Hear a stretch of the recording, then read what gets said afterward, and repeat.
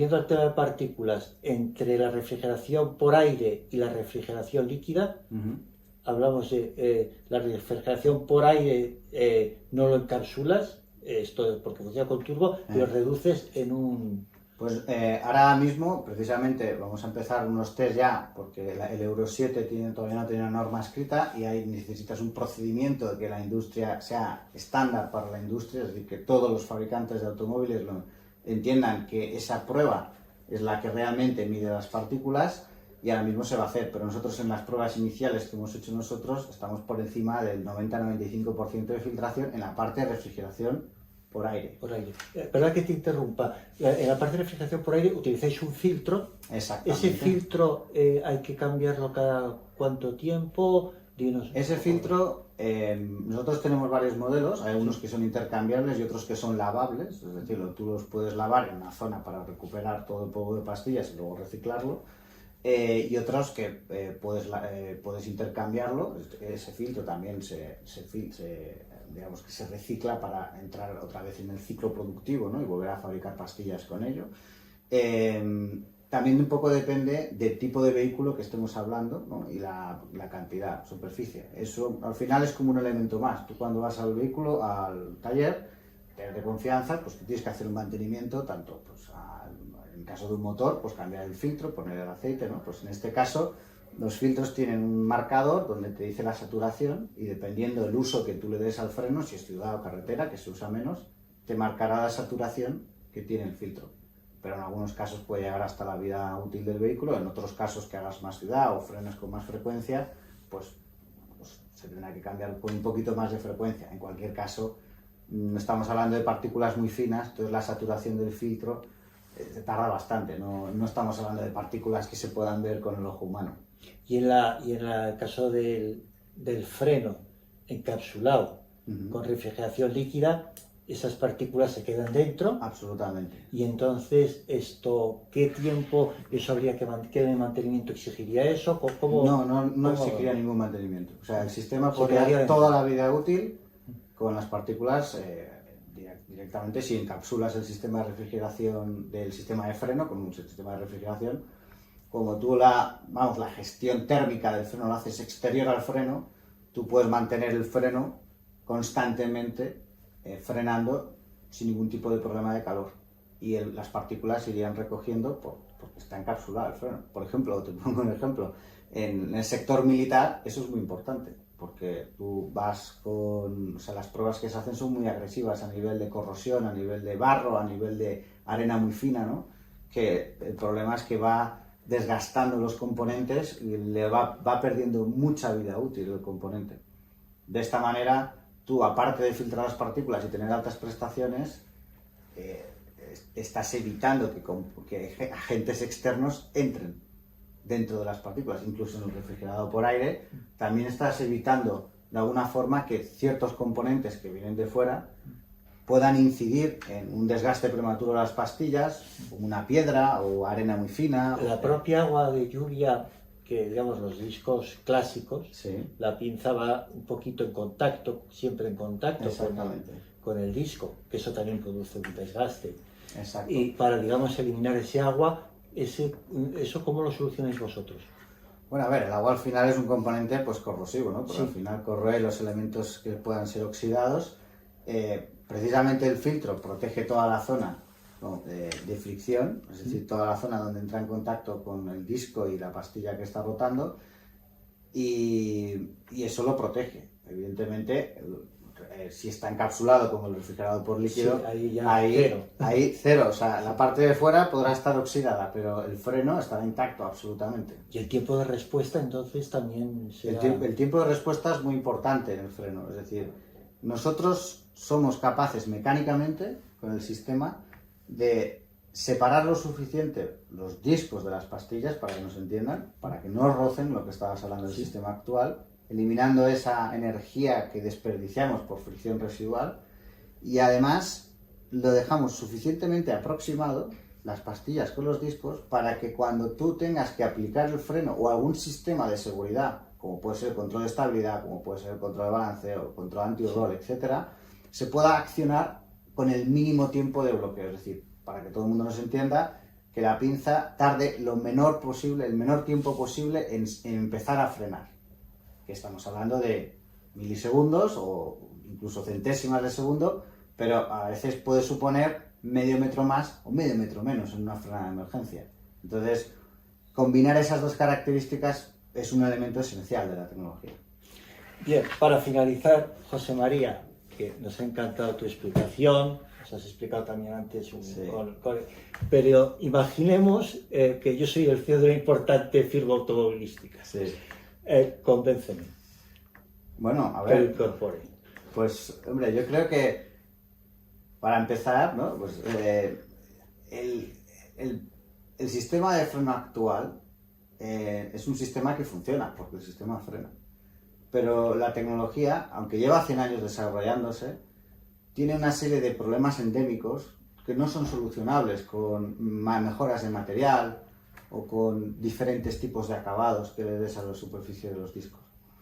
Entonces, para yo ir un poco acompañando toda esta preocupación que es fundada en el tema medioambiental, el tema de salud de las personas, ¿no? y para ir evolucionando algo más sostenible, se necesita un cambio de sistema que permita precisamente que yo pueda no emitir emisiones y además al usuario le ofrezca un producto que dé más prestaciones que el sistema actual.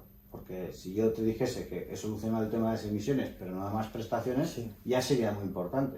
Pero es que el sistema BRL da más prestaciones, tanto para un perfil de usuario, por ejemplo, que le guste más la competición o una conducción de un estilo más deportivo, aumentas muchísimo la seguridad, el desgaste, el ahorro de los componentes y el coste para el usuario, como al final, incluso para el propio desarrollador del vehículo, como fabricante. Es decir, yo te estoy ofreciendo un sistema de freno que va a aumentar tu autonomía. En el caso de los coches eléctricos, aumentar un 3, un 4, un 2% la autonomía de un vehículo solo cambiando el sistema de frenos es una ventaja competitiva que el sistema actual no tiene.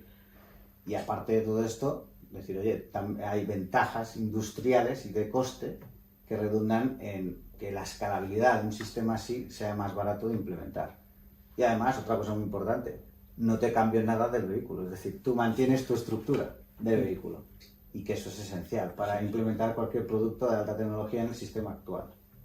Bueno, pues está bien que al nombre de Logic, de Girlik, que hablábamos antes al principio, sí, ¿no? A estos nombres, hombre, pues el de BRL es su base, teniendo en cuenta que además es una empresa española. Exacto. Ya no estamos en el que inventen ellos y lo inventamos nosotros. Exacto. Trabajamos nosotros, y bueno, eso sería una satisfacción, empresa española, empresa Castilla y León de Valladolid. ¿Qué te has encontrado en este proceso de invención? Digamos, ¿cuál ha sido el momento en que ha sido más duro, el problema mayor? Hombre, a ver, cualquier persona que invente cualquier cosa, nosotros ya tenemos experiencia. Mi padre es el presidente de la compañía y fundador también, junto con pues yo soy socio de la compañía, ¿no? Y las patentes están puesto mi nombre y el de mi padre. Tenemos experiencia en el sector de la automoción, aparte de experiencia a nivel de competición por parte de mi padre, como con otra serie de invenciones, como puede ser el sistema de control de presión de neumáticos, que lo llaman en inglés el TPMS, ¿no? Lo que vemos en el display del coche que nos exactamente, la valvulita que va metida. La presión de cada rueda. Exacto, la valvulita que va metida, pues lo inventó mi padre, Fernando Gómez, lo cual se presentó en el año 99 y le dieron una medalla de oro en Ginebra, por esa invención.